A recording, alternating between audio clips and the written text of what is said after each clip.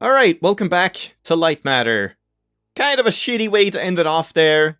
Blue-balling you with this last devlog, but it's a long one, and I don't want to feel like I don't want to speak my mind and pause and give comments about things, because I'm like, every time I pause the game, I'm extending the episode, and it's gonna be so long. So here we are, one final episode. Let's continue listening to this absurdly quiet devlog, and see what else they have in store. But it was like, after you joined the universe and the demos we had out and shown people, like, it was at that point it really began to shine through, and it was like there was a magic button that's been pressed somehow, like, because when you then showed the demo to people, they were like, we got to talk about the interesting things immediately. Yeah. It was not like we had to talk about, okay, but where do you plan to go with this? Where do you blah blah blah? It was like people got it immediately, and the thing that the game was lacking in that department was actually really telling for our success, or the nature of the conversations we had with the publishers and collaborators. And I guess the same with the story as well. When we got David Basin in, it was just people understood it, and he has a huge following as well. And we thought it was just an amazing voice actor to have on the team. And it was just magically so much better immediately. Yeah. But in terms of graphics and what you talked, like, before I joined the team, I thought, okay, this already looks pretty cool. I can make it look cooler. But I never expected the result that's here, like what we have now, because just co-working with Benjamin and helping a bit with shaders and getting help from him with, like, okay, we can make this material that will refract stuff and it's gonna look so cool. Yeah. It turned way more than I thought it would. Yeah, we supported each other pretty well there, I think. Yay! Stop I think mumbling! We've been surprised a lot of times in different places of the project, in terms of, like, we did not know how to make puzzles, we did not know how to write a story, but we learned it, and along the way things just kept becoming better and better. And the same with, like, I remember when I introduced you guys to Discord and the community, it was like, what is it, and should we even try? And now we have a really active community, and people seem to enjoy being there and talking together and helping each other. So, and it was a big help for us when we got the people to playtest the demo, the alpha demo, a while back, and it's just been fun to see things, how they grow over time. And it was quite fun. About when we started up the Discord community, we were actually pretty scared to write things in there and like put out, and we were just like, Gustav, is it okay if we write this, or can you just read this to see if this is okay? Because we were really uncomfortable, a lot of us were all with so awkward writing about stuff. but like, time passes and things becomes more natural to you, so now the flow is pretty much self-sustaining for all of us.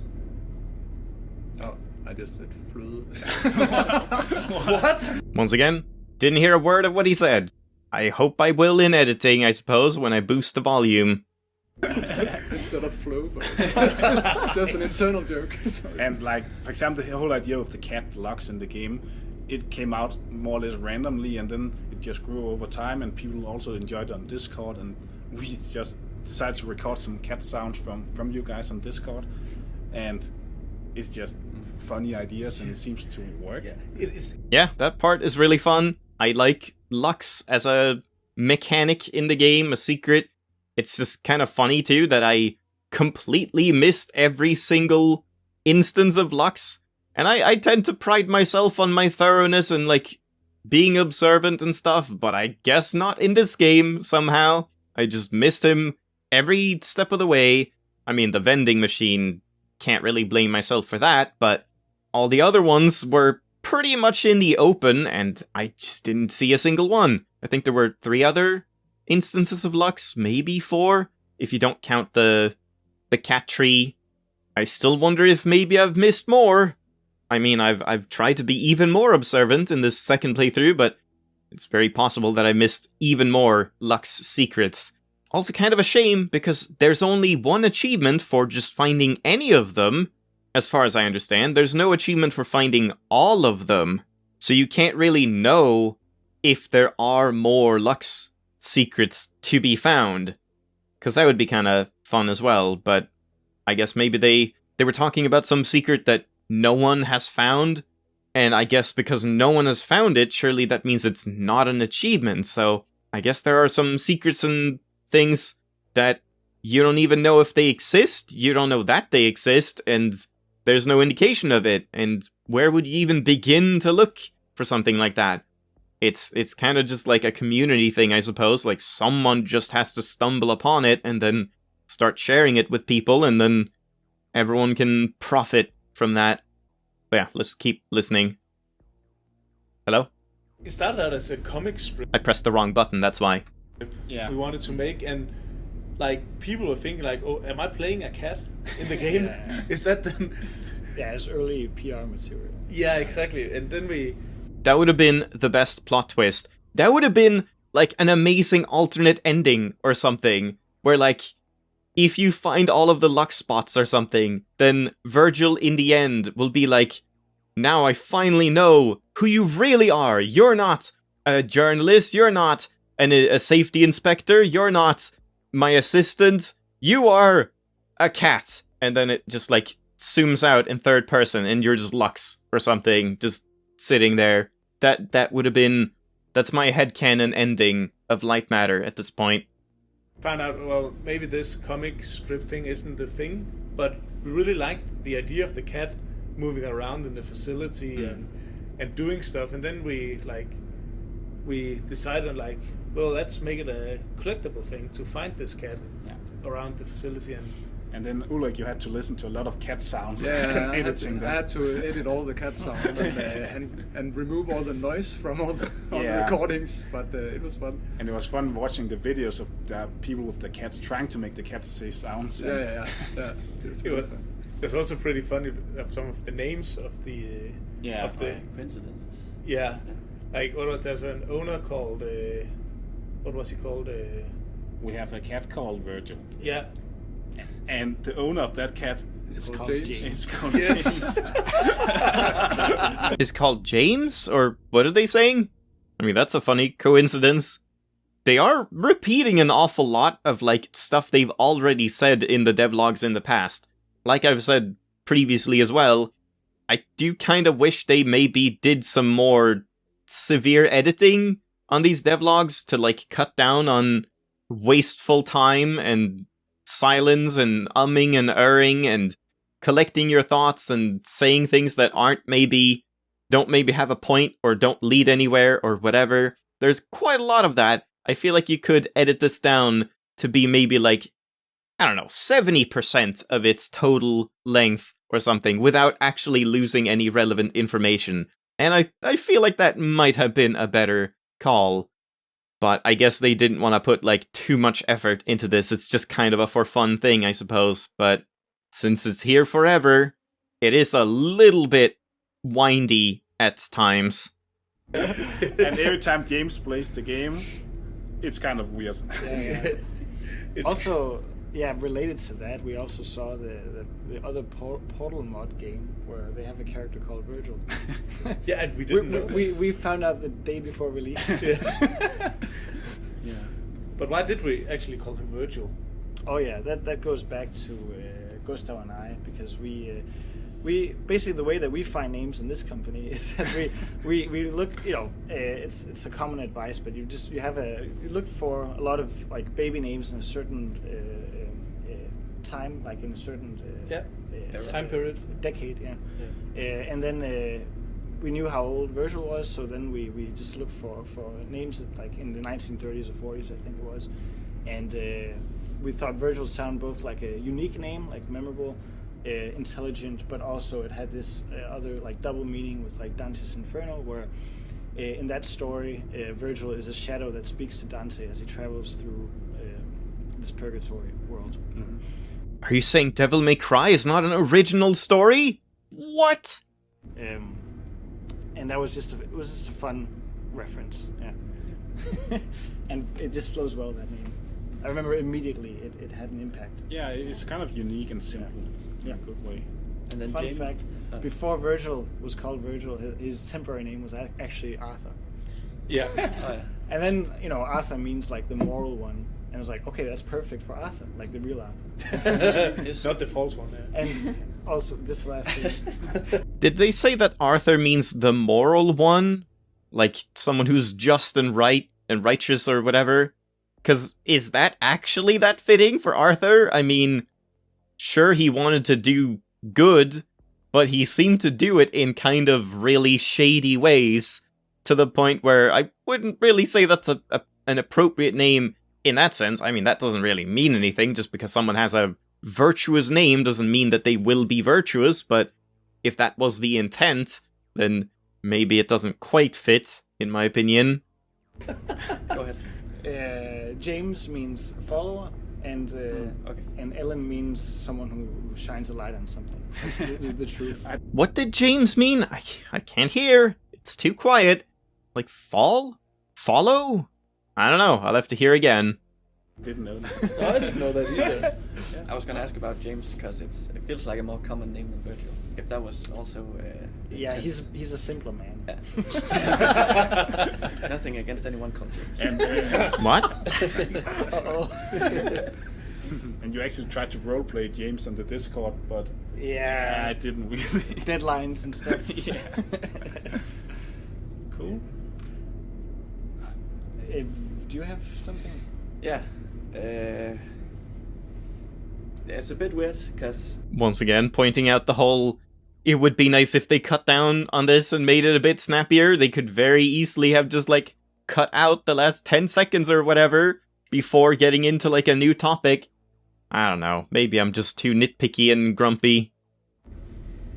I also don't really know how we ended up where we did in the end here. It's been a struggle for a long time, especially in the beginning. Yeah, many years. With designing stuff like puzzles. Puzzles we were okay at pretty quickly, finding fun ideas. I think we made 200 or so puzzles. Yeah, we have like a big prototype spreadsheet ideas, of all the puzzles. and then we chose the best 30 or so. But for the level design, I really had to, because some of the like the shape some of these puzzles were in when they were made. I'm curious about that. They're talking about, like, a spreadsheet of a bunch of, like, many puzzles and then picking the best ones. What do they mean by that exactly? Like, how fleshed out were they? Was it just, like, a line? Like, oh, a puzzle where you do X and Y. And then it's like, oh, that sounds fun, let's make that. Or is it actually, like, they made mock-ups of all of the puzzles and then went like, oh, this one doesn't really make sense, or this one is too complicated, or I don't even know. But as I've said, it depends on how much work went into all of the unseen levels, but it would be fun to see just more, and again, ignoring things being, like, too difficult or hard to understand or not fitting the story or flow of the game, because, like, if you just do extra levels, you wouldn't need to care about that. Really rough, like really bare tile-based levels with a concept that we had to, like, make sense of somehow. And first off, it was all levels were meant to be tile based, as you see in the laboratory, for instance. But we got a lot of comments saying that it was too much of the same. So we had to come up with other ideas, and that's how we came up with the mine part of the facility, which also fed into like the story. Started from rock. Sort of like when you go into the backstage of Portal, and I mean in Portal 2, where everything's, like, broken down and more organic and less structured and stuff, just to give a sense of contrast to the overall facility. I mean, it's pretty standard stuff. I even personally feel like they could have gone harder with it and pushed for more variation in the environments and levels and layout for them, because yeah, there's a lot of levels that feel kind of samey in terms of, like, the layout and art and whatever. Bottom kinda, and then moving up through the thing. And then we have the in-between area, which is like a more factory area where they produce. That's actually where we started. Was that where it started? That was the Yeah. first stereo. Right? I swear they're getting quieter within this quiet log.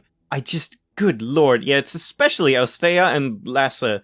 Those two are just so quiet, and it's probably like in real life they just don't project as much as the others. Or maybe it's just like the microphone they're sitting around is positioned poorly, or maybe it's not an omnidirectional mic or whatever. I don't know what the hell they're doing, but good lord. I know I'm a broken record, but please understand, it's actually making me frustrated to try and listen to this because of how just, for lack of a better term, incompetent this devlog is put together. It just doesn't feel like anyone even took the time. And there's been weeks now that it's been in, so like there has been time to control check and like see how it feels compared to the voiceovers in the game and the overall sound levels and the mixer sliders in the game. Like it doesn't take that much to see that these are both horribly inconsistent. Some devlogs are actually perfectly fine in volume, but also just overall being extremely quiet. Oh boy. I'm sorry for the ranting, but I just hope the devs fix this at some point. If they can't fix the camera stutter, the camera choppiness, then at least fix the devlog audio levels, please. Yeah, but I really felt that in the end, like the past 6 months up to the release, it's something just, I don't know if it was the time pressure, but it just became a lot easier to make levels. It felt like I had found the way to frame and put them together. And also, we introduced more glass to open up levels instead of having just a wall blocking the area. So it really, everything, I've said this a lot of times, and I'm gonna say it again. I think the game has been made in the last 1.5 years. It feels like I'm trying to listen in on a conversation like 2 rooms away. It is right now. Yeah. Like everything, it's been 1.5 years of just crazy implementation. Yeah, but I think like when you started making dexterity and made this iteration of dexterity, that's when I thought, oh snap, he hit God mode. Yeah, dexterity being the ending of the game. Yeah. What? Big boss. Not puzzle, Yeah, that's like platforming. Yeah. I think we talked about a bit about it in the Dex commentary, but yeah, we didn't mean for it to become that big. And But that was just good. That's pretty much the story of everything. Like we when we introduced Ellen, like the first idea of that was just to have small snippets of different workers just saying, Not connected to the plot or anything. exactly, just so you can get some more, like expand the universe more and hear some other perspectives. And then you started working with it, and suddenly you came in and said, we want to have one character and we already know who she is, and it's going to take a lot of work and we're going to rewrite stuff. And there's like 3 months before feature lockdown or something. And I could just feel like sweat pellets like amassing on my forehead. We basically found out that we were able to add some more mystery to the story and make some things less on the nose by adding her. Yes, and it worked out splendid. We've gotten some really good reception on her, I think. Yep. And to that, I also want to add that it's funny how, especially with story, it is really, really hard to feel if it's actually, like after you've written it, after you've implemented it, it's really hard to test story in a game. Because we've had countless playtests in the people that come into the company and sit on the sofa, and we try to make it as cozy as possible and make them really get into the mode.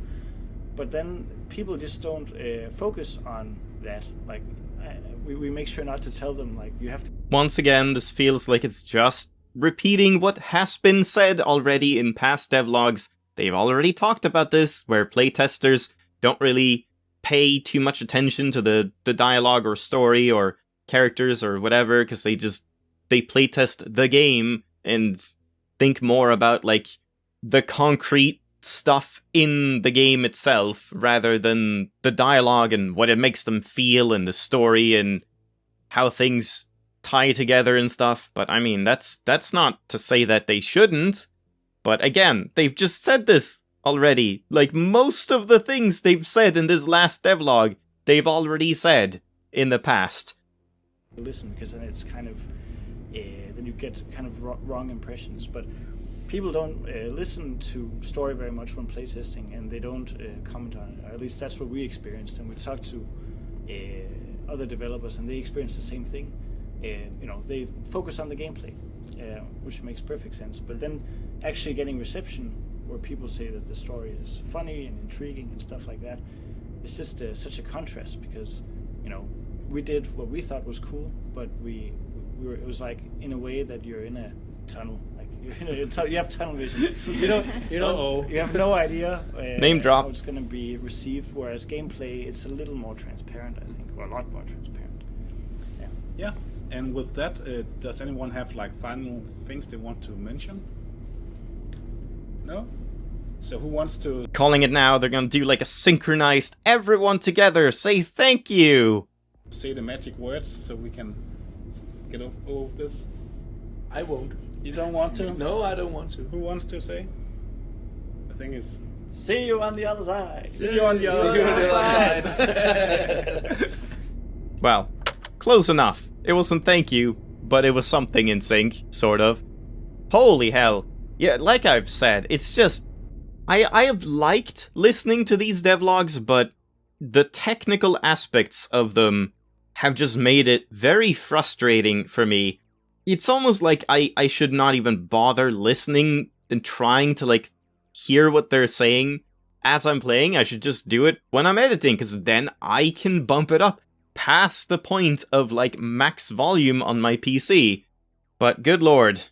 Overall, I like the devlog, but, I mean, I've said it all before. I probably sound very negative just overall, like I'm super pissy and grumpy all the time about everything in the devlogs, but I enjoy them, and I think there was a lot of interesting information and things that I wouldn't have known otherwise, and hell, like talking about Lux and stuff like that. I mean, I kind of just coincidentally found Lux the first time, like, in the flesh, as they were talking about it, but there were many things about, like, the design choices and how things came to be the way they are in the game that were fun to hear about. And then, yeah, like I've said before, a lot of them were just kind of, it felt more like they were making a devlog for their own sake, just to talk, basically, and, like, share experiences, which don't really pertain to the player in any way, but it's just like, this is what happened, and this is how it was like working on the game, and, I mean, I guess that's dev commentary too. So yeah, there are things I like about this, and things I dislike about this. It sure took a while, and yeah, that is also a part of it. Like, I think they even almost sort of boasted about how much dev commentary there was to listen to, in terms of, like, content in the game, but again, I feel like it could be a lot snappier and not take up as much time. But that's about it. I've talked about the dev commentary long enough, and I don't regret listening to it. But now, I guess we'll just finish the game, and then this is pretty much it. Because I won't have time to do achievements today, so I'll just leave it for now, and then we'll come back and try and do achievements next time. Hold on, 1 second. I know I'm gonna die, I just want to, confirm. Oh. Wait. Now I can just walk down here? That's strange. But I can't go through here? Yeah, I guess so. Yeah, that's kind of weird. Oh, and now the door is closed. What the hell?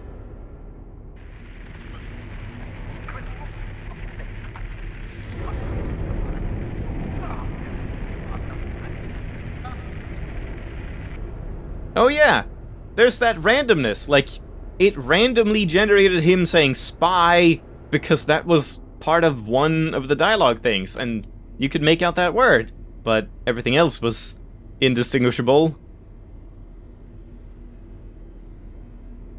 Also, now we get to see this that I missed last time. Ah, that's what he does. I see. Didn't even realize that. I missed it last time.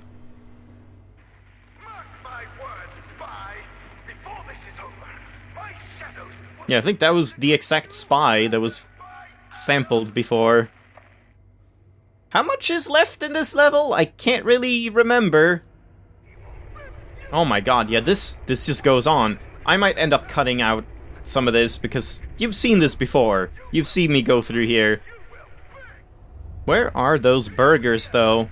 I feel like I tried to find as many burgers as I could. But no burgers for me.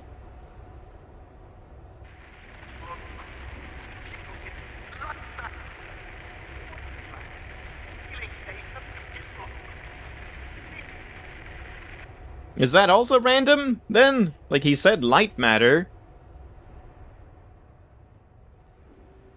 I think we're done. And yeah, I didn't see the thing, the secret to change the ending.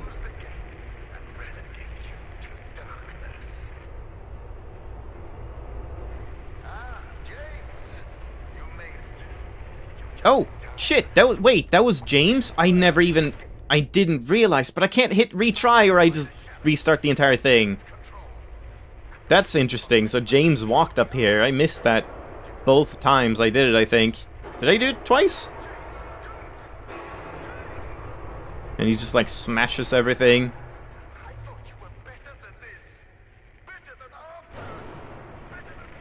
Ah, I wanted to see if I could jump over, but you couldn't. There's a burger! Is this the last burger? Give me the burger achievement! I can't jump. We can power the world.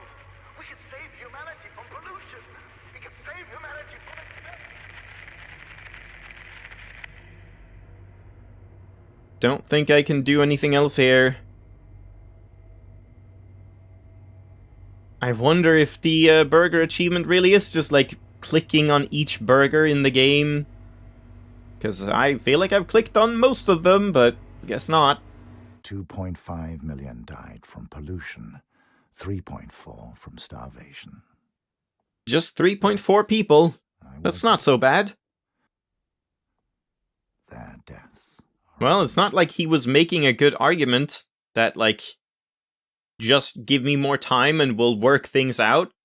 He just kind of wanted to, like, sacrifice people and just get it going right now. Like, why was he in such a rush? I think I've said this before, but yeah, it's like, doesn't really make any sense why he couldn't be more patient with it, and it doesn't make any sense why we didn't let him be more patient with it, and I don't even know. I feel like most of this could have been done very differently, but you don't really get the choice for that in the story. There they are, the people we've been listening to.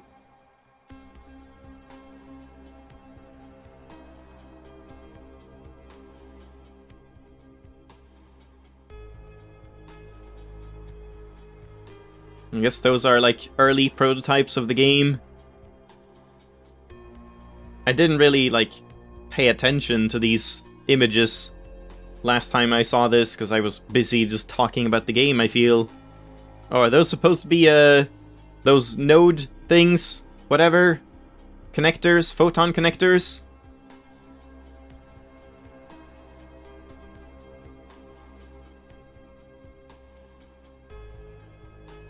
There they are with a Lego, yeah.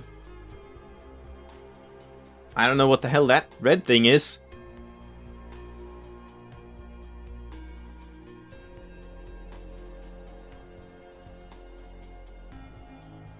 Oh, community cats! I see, yeah.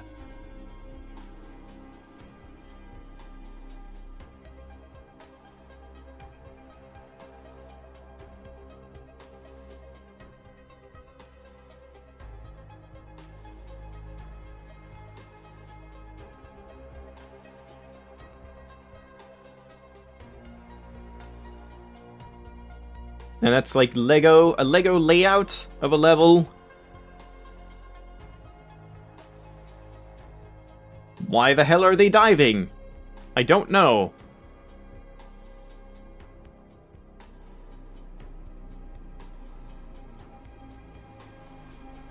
Be critical of the media you love. Hey, that's something I can get behind. I'm just being critical, you know? I mean, I do hope I have some points here and there, some valid complaints, and I'd like to think I also praise things when they deserve them.